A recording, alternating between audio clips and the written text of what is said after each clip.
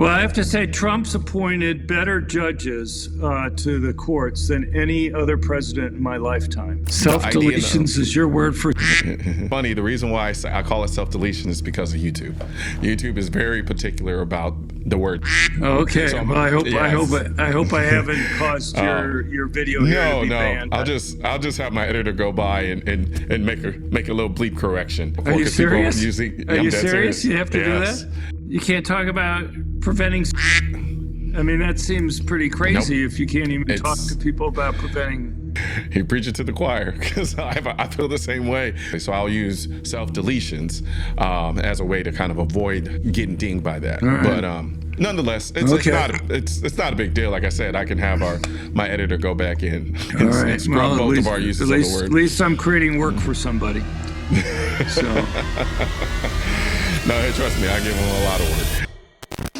All right, so we are running pretty close to the election here. We got like maybe less than 2 weeks before we learn who will be in charge of the country for the next 4 years. But you're assuming that places are going to cut their votes quickly. Arizona, Maricopa County. Saying that it could be 10 to 13 days before they can count. Pennsylvania, I guess it was Michigan was saying that it would be at least the next day before they get a preliminary count of the votes. So that seems a little. Not run as efficiently as Florida or Texas or some of these other states. That seems scarily preemptive, if you ask me. Well, I guess if you want to, I suppose if somebody was conspiratorial, you'd say that they need to wait to know how many votes that they need to kind of make up. I mean, you're in Texas, right? You got, I don't know if you ever read Caro's books about Lyndon Johnson, but, when they called him landslide Lyndon, I don't know, he won by like 3 votes or something like that. Basically, they would hold up the votes from his counties until they knew how many votes that they had to make up, and then they would go and come up. Hello, I think I lost you for a second. I'm here. I just didn't say anymore. Okay. Oh, gotcha. Okay, I thought you went dark on me. Yeah, no, I mean, I have my moments of conspiratorial rantings. I generally tend to not be a conspiracy theorist, but sometimes it's hard to unsee what you see and make you start questioning some of the things you might have not otherwise have questioned in the past. So that's my Kamala Harris way of rambling about being a conspiracy theorist and not a conspiracy theorist. Well, I hate to tell you, but you're not as good at rambling as she is. It's interesting. Sometimes, like, I know she was a prosecutor, and I've known people in my past legally who are very good at doing that. And I sometimes look at it and like, is she just very good at it, or is she just very that incompetent intellectually? Well, it's not. I don't know. Maybe somebody has found a case, but I've heard that there's like no case that anybody can point to where she was actually the lead prosecutor on a case. So that's a good point. And of course, the stuff that's come out over the last few days that she got into law school because she claimed to be from an underprivileged household. And look, I mean, if I had 2 professor parents, one at Stanford, another one at Berkeley, I'd probably claim to be underprivileged too. But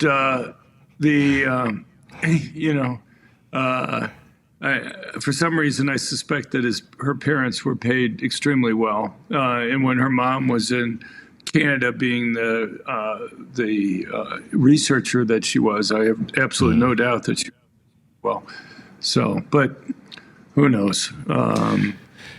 We live in some weird times, and it's I have a lot of questions for her, my damn self, but hopefully I will never have to actually ask her because she won't win. But Well, I don't And know. I hope again, you would get the chance anyway. I'd like to know. I'd like to ask her some questions about the gun that she claims to own, the Glock. One of the questions I'd like to ask her is, does she make sure that the safety is on when she's not using it? oh man, that would be so beautiful because you and I both know what her answer would be. Yeah, And well, we- she'd probably think, oh, of course, I leave the safety on. And you and I both know there's no safety on a Take down Glock. it. So, Exactly. And anyway, I, I you mean, know, I can think of it. I mean, Go ahead. it was brought to my attention. You know, somebody brought it up to me that depending on what Glock she has, that Glock technically wouldn't be California compliant, Oh, yeah, unless she yeah. just, unless she had one of these Well, rare I think almost none Gen of them 3 are Glocks that- compliant with regard to kind of the safety things, drop 60 feet or whatever that they have.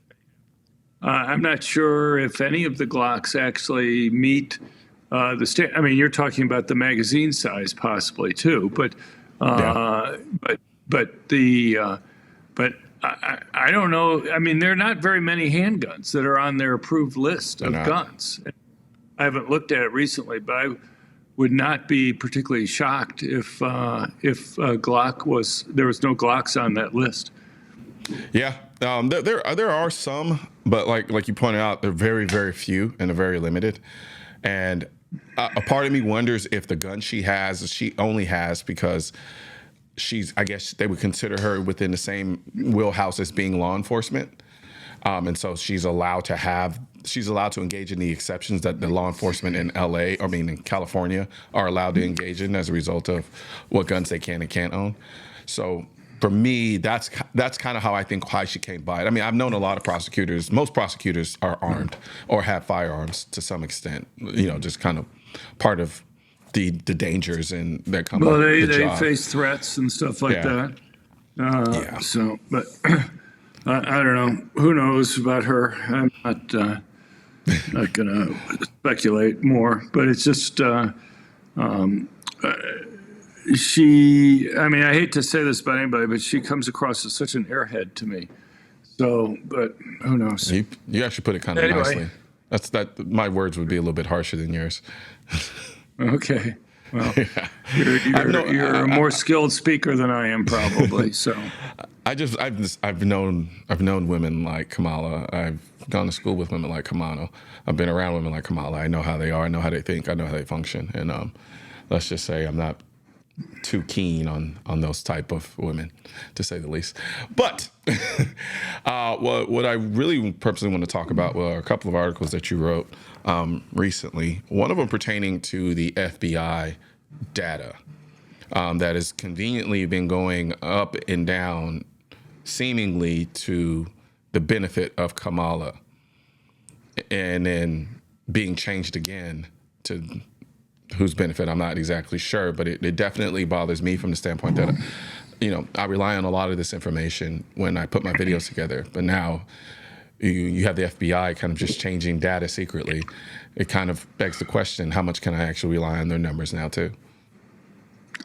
Well, I mean, you and I have talked about FBI data in previous podcasts. We've talked about the active shooting data. I don't believe that at all. I think they're wildly off. I think they've missed all sorts of cases of people using guns defensively. They claim 4% of the active shooting cases between 2014 and 2023 were stopped by citizens with concealed handguns. I think it's like 35%. And if you go and you separate out whether it's a gun-free zone or not, I think it's over 50%. That's a lot different from 4%. I don't believe their data on hate crimes. I don't even think it's even remotely serious data that they put together. I think they let politics get involved a lot into how they classify things, both in the active shooting and that. The thing that's most bothersome about this issue that you're raising right now is just the fact that they weren't transparent on this issue. You can't expect the press to do more than just read the press release on these things. 95% probably just read the press release, maybe a few percent thumb through the report that the FBI puts out.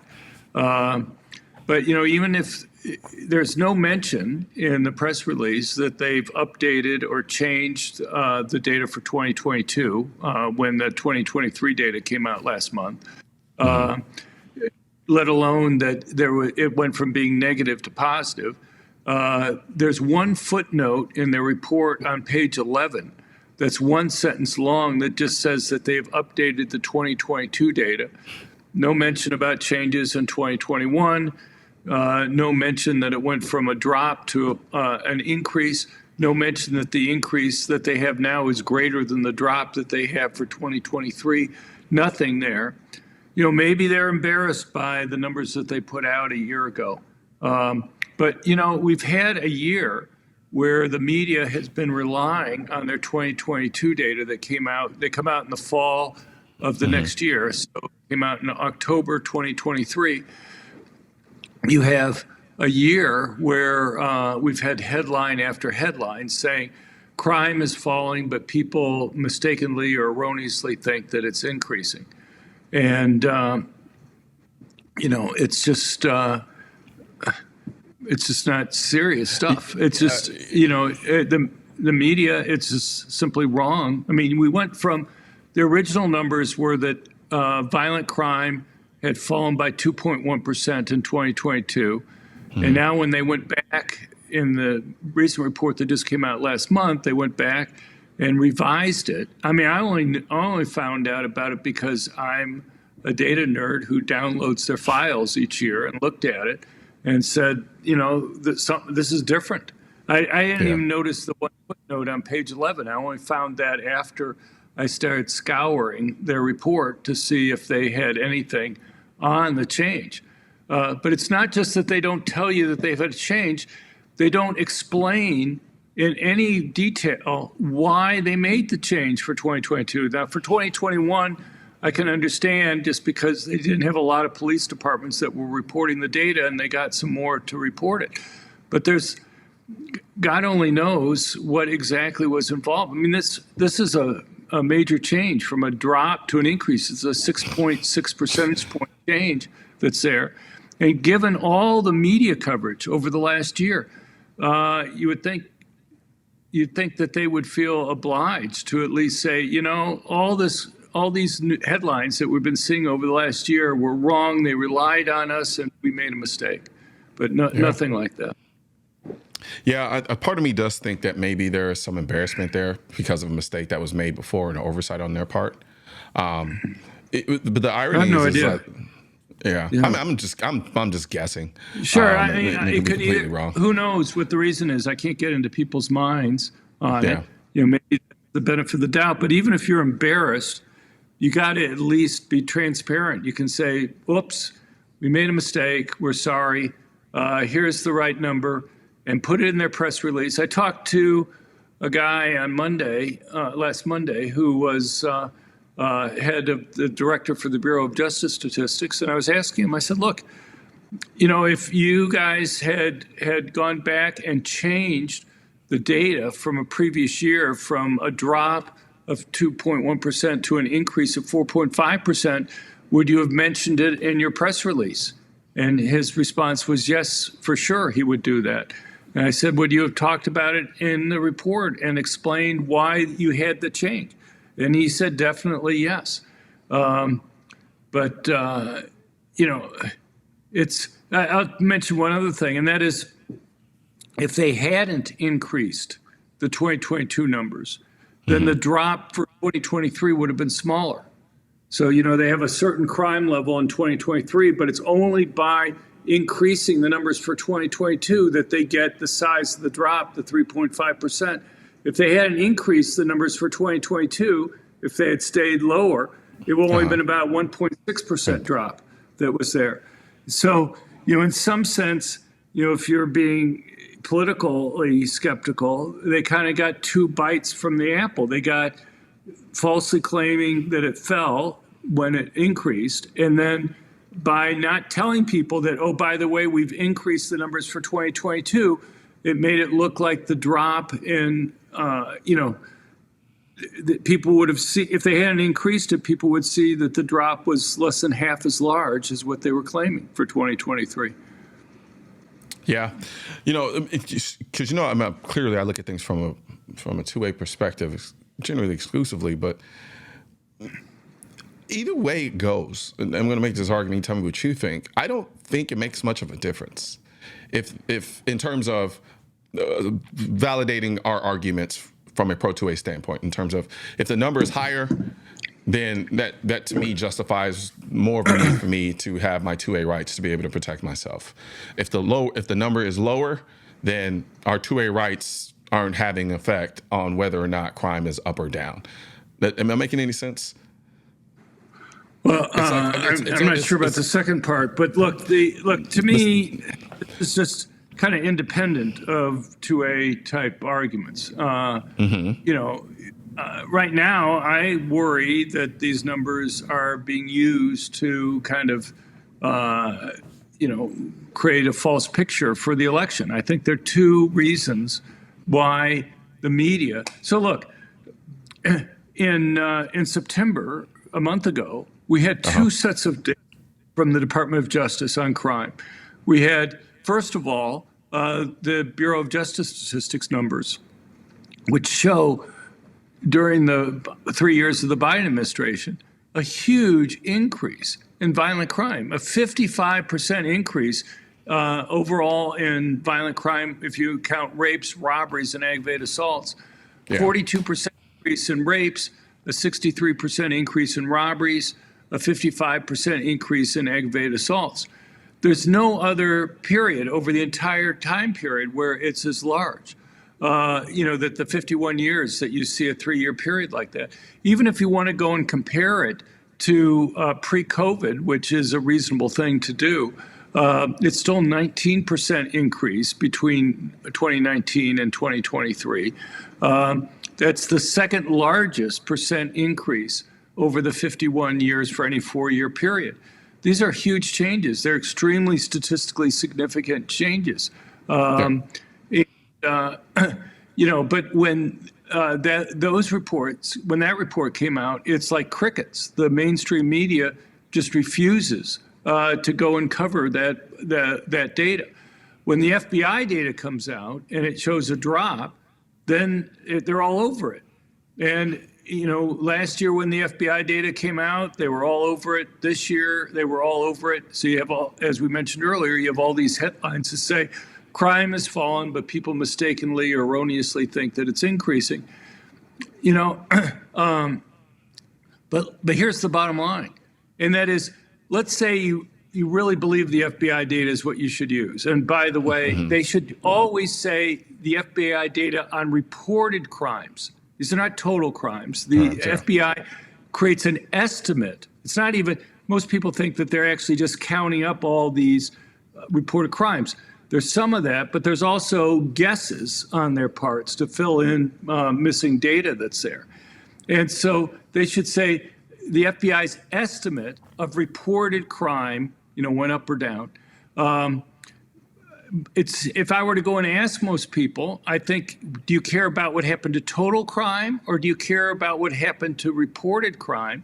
Since most crimes aren't reported to police, only about 40-some% of violent crimes are reported, only about 30% of property crimes are reported. My guess is most people say, I care about what happens with total crime more than I care about crime that's reported to police. There's lots of reasons why those two numbers can vary. I'll give you a simple example, and that is in many parts of the country right now, if you call up 911, they'll ask you, is the criminal there right now committing the crime? And if you say no, the criminal's already left, which is the typical case in these instances, because it's not like most people can tell the criminal, please wait while I'm calling the police here right now. Then what you have is a situation where they'll tell you, well, you can come down to the police station and wait in line, and a police report will be filled out. That wasn't true a few years ago. And so if you make it more time consuming, more difficult for people to report crimes to the police, what you're going to end up doing is making it so some people who previously would have reported a crime to police aren't going to be doing so now. And so you can have an increase in crime at the same time you're having a drop in reported crime. Reported crime. That's Gotcha. and, That makes a lot of sense. and there are other things that we could talk about that can explain why those numbers can go in opposite directions. But you want to go and look at total crime. But let me get back. So here's the bottom line. If they really think that the FBI data is what they want to use, and there are lots of problems with it, not only should they say it's an estimate of reported crime, but now it's increased. So, but they ignore that. You will look in vain. The only thing they'll report is when the crime numbers come out showing a drop.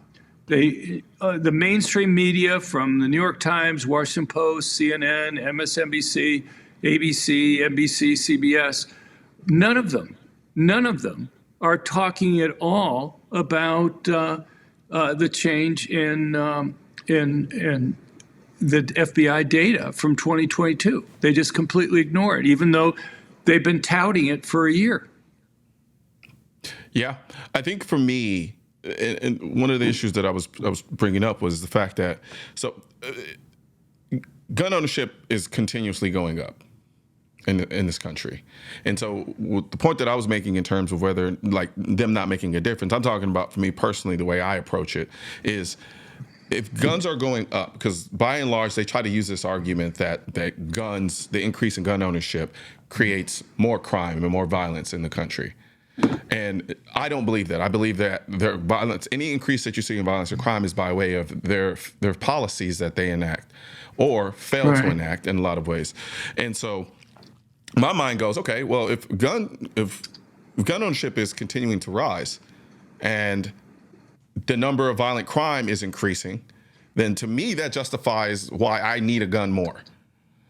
And if it's the case that I understand, and that was the first point that you raised a while ago, and I think that's right. But look, and so there are lots of factors. I'm going to get to I'm going to go back to the second one because I think I didn't do a good job explaining it the last time.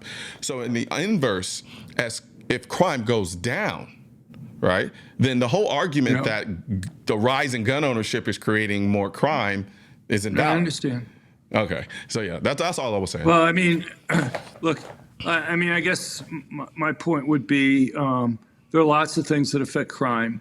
I think the major things that affect crime are police. I think higher arrest rates, higher conviction rates, longer prison sentences are all extremely important in reducing crime. I think civilian ownership of guns makes it riskier for criminals to commit crime too, just like the law enforcement does. But I think empirically, the most important factor, the largest impact, is from policing. And over the last few years, we've had a collapse in policing in the United States. In 2022, the arrest rate for violent crimes in large cities over 1 million was down to 20%. The arrest rate, this is for reported violent crimes, not total. For total, it's like 8%. For the arrest rate for reported property crimes, according to the FBI, if one wants to believe the FBI data, it was down to 4.5%. And only 1% of total property crimes result in arrest. And obviously, just because somebody's arrested doesn't mean that they're charged, let alone prosecuted or convicted.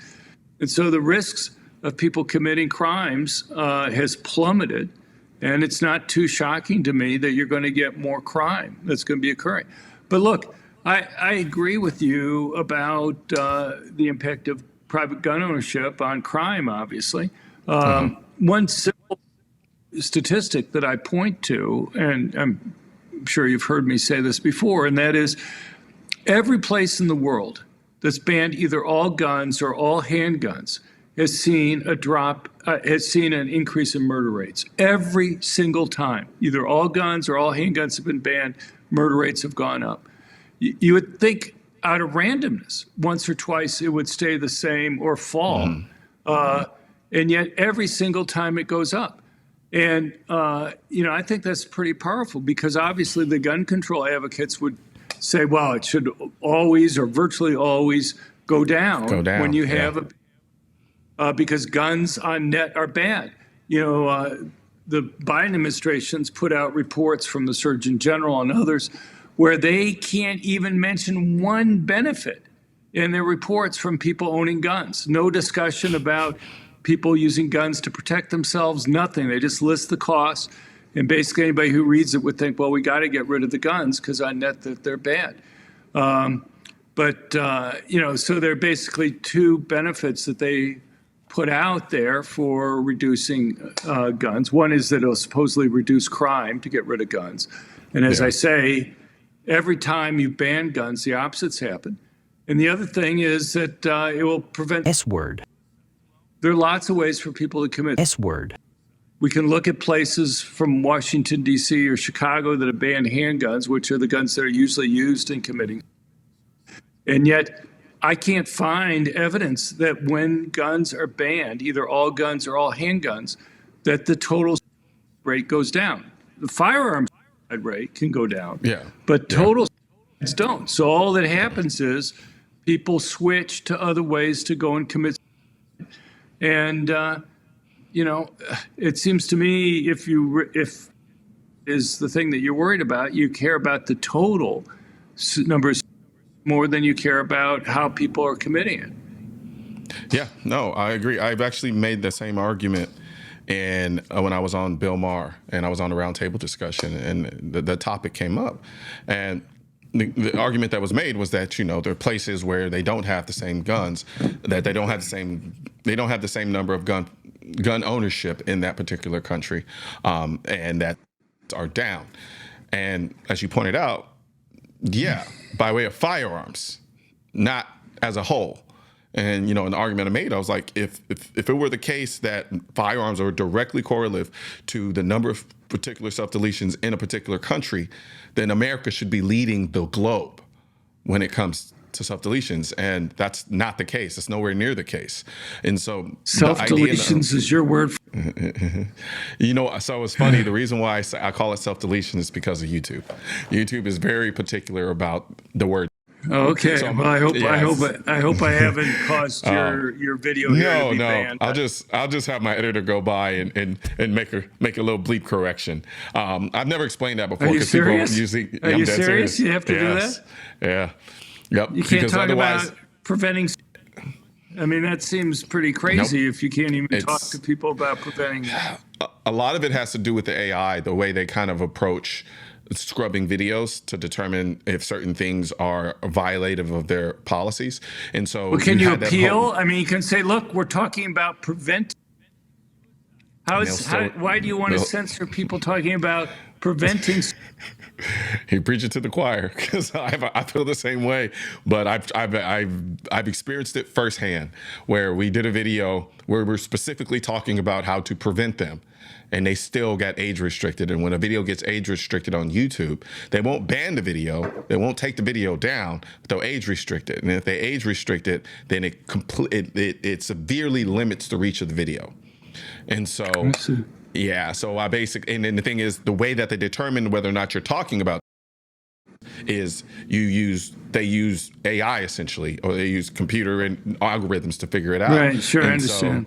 Exactly. So I'll use self-deletions as a way to kind of avoid getting dinged by that. Right. But nonetheless, it's not a big deal. Like I said, I can have my editor go back in and scrub both of our uses of the word. At least I'm creating work for somebody.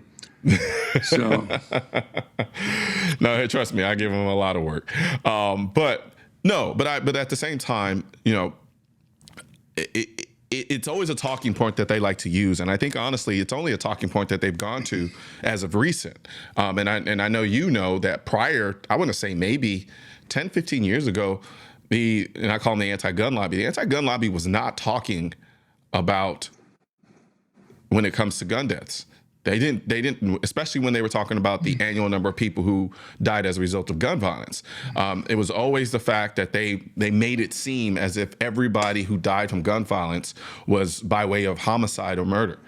And only when we in the gun community started pointing out and breaking down the statistics that over 60% of those gun deaths in America are, and they could no longer avoid that. That's when they started playing up the whole idea and the argument of, we need to get rid of guns. We need to have gun control because we want to mitigate the number of.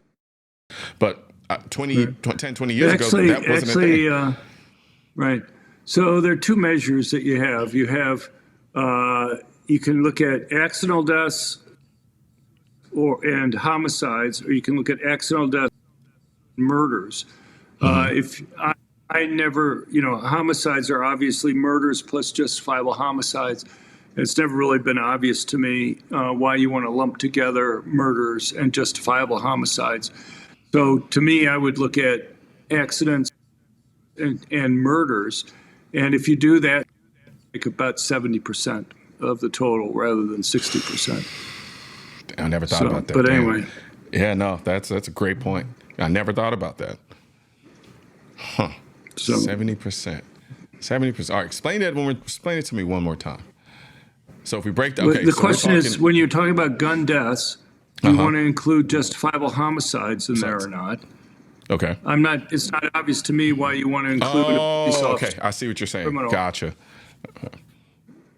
Or a woman shooting somebody who breaks into her home at 2 a.m. in the morning. Those are different than a murder. And so it depends what you have in the denominator. If you want to have justifiable homicides included in the denominator, then 60% of the gun deaths are by. If you don't have justifiable homicides in the denominator, then it's about 70%. Yeah. Nope, that makes total sense. And when you think about it, it's so messed up because you're literally penalizing someone who used a firearm to protect themselves and then using that statistic as a justification for why they shouldn't be able to have that gun in the first place. One thing to talk about is just Kamala Harris's views on guns. We kind of got into it slightly a little bit at the beginning when we're talking about her owning a Glock or not. Obviously, given all her comments about gun bans and what have you, I think they're trying to neutralize that by saying, well, she's a gun owner. The problem, let's assume that she really is and knows, actually how to fire a gun, which isn't obvious to me. Tim Waltz seemed to have a hard time loading his gun that he was just bragging about, frequently using for skeet shooting. But yet somehow he missed learning how to load it. But, you look over time, and she's been very consistent. In 2008, for the Heller case, she put in an amicus brief for the Supreme Court that argued that the government could ban all guns or an entire category of guns, that there was no individual right to self-defense. I can't find a gun control law that she hasn't supported. In the 2020 presidential campaign, she came out for an Australian-type gun confiscation. I know she calls it a gun buyback, but it seems like a bit of a misnomer to me because the government never owned those guns to begin with, so it can't buy exactly. back. But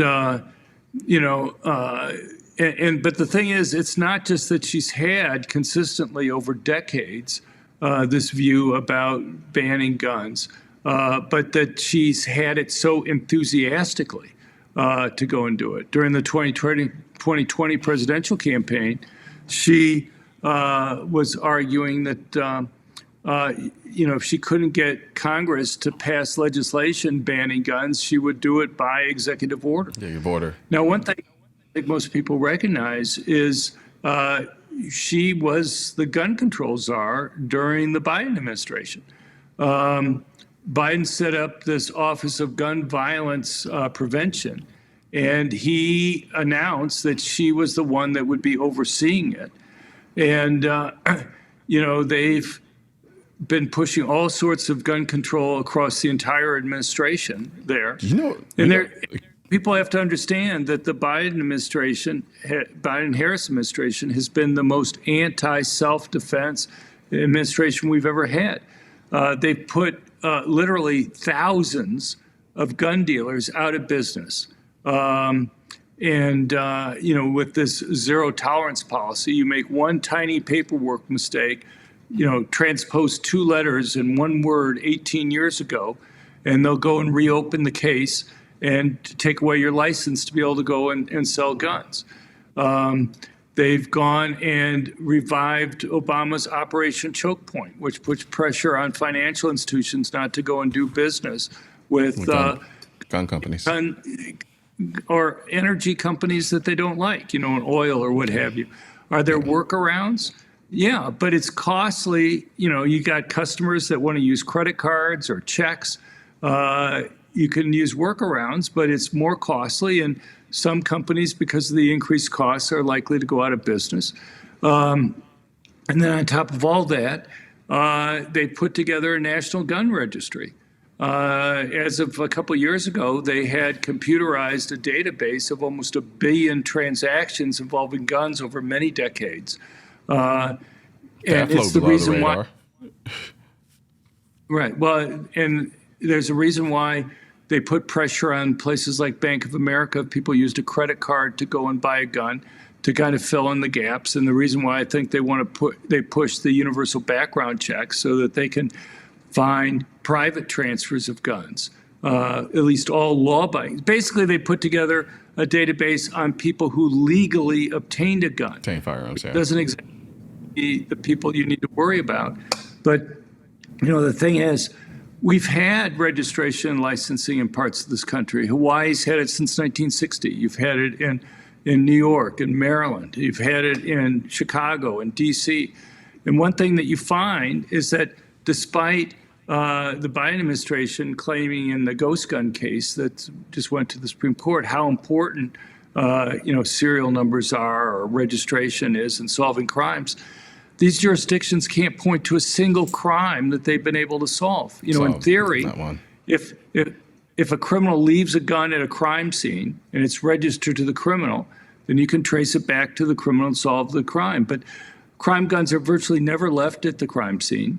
And the few times that they are left at the crime scene, it's because the criminal's been killed or seriously wounded, so you've caught them anyway. And the couple times beyond that they're left there, they're not registered. And the once or twice that they are registered, they're not registered to the person who committed the crime. And so, you know, it's the only reason why you have that type of registration and licensing is to eventually confiscate the guns. It's not to go and solve crimes. So anyway, the reason why I bring this up is because if she is so serious, and I have no reason to believe change her enthusiastic remarks that she's made over decades, it's going to be relatively easier for her to do it because they have this gun registry. And if the Democrats, if she wins the presidency, which seems possible, and the Democrats keep the Senate and win the House, because the House is about 50-50 odds right now, who's going to control it, you'll end up with a situation where Chuck Schumer has already said that he would get rid of the filibuster. By the end of this next administration, you're going to have Clarence Thomas is going to be 80, Sam Alito is going to be 78.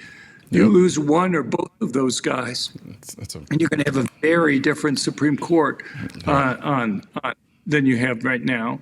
And you know, you look at people like Justice Jackson or others, you have a real problem there in terms of people who are willing to go and ban guns, who don't believe protect themselves. Yeah, it's for me. I think we're in dire straits in terms of Kamala Harris coming into office. I genuinely believe we will not see a bigger attack on 2A rights like we will if Kamala Harris wins, and I believe that with all of my heart. Well, it's not just 2A rights. Oh yeah, it's freedom of speech. Speech it's as well. Search. Exactly. Yeah. Search warrants. Yeah. So you have like the First, Second, Fourth, and God knows what other amendments to the Constitution are in real danger. The Biden administration right now has been quietly working with the EU, not interfering with them in any way for restrictions that they're trying to put on social, so-called information that they view as disinformation on social. Yeah. And, what you or I would think is disinformation would probably be very different from what they do that. But they don't seem to understand that the whole point of the First Amendment is to protect things that others disagree with. Yeah. I think the thing is what they utilize, and we got a crash course lesson in their idea of what's considered misinformation during COVID. And what I think they were able to do really well was utilize people's fear. So when you had individuals who had a different take on how to address the COVID issue, but you had groups of people who were scared that, oh my God, if you don't get this shot, or if you don't put this mask on or do this thing here, everybody's going to die. And when you're able to capture people's fear that way and use it against them, you can get them to accept restricting any right you can possibly think of. And they've learned to utilize people's fear against them very well, and they do it in the same respect in terms of the Second Amendment. They do it in terms of scaring people with fears of racism. They do it in terms of fear of scaring people with gun violence. Everything is based and predicated on the idea of we have to do this in order to keep you safe, or something extremely bad is going to happen to you. But as you've pointed out before, the whole concept and idea of speech was designed primarily to defend speech you don't agree with. Because you don't need a First Amendment if you agree with everything. Yeah, exactly. Yeah, no, I agree with you. Well, I have to say Trump's appointed better judges to the courts than any other president in my lifetime. Even much more consistently better judges in terms of following the Bill of Rights than even Reagan. So, but anyway, I really appreciate your time and your very important voice, and I appreciate you being out there. Absolutely. Always love having you on, brother. One thing's for certain and two things are for sure.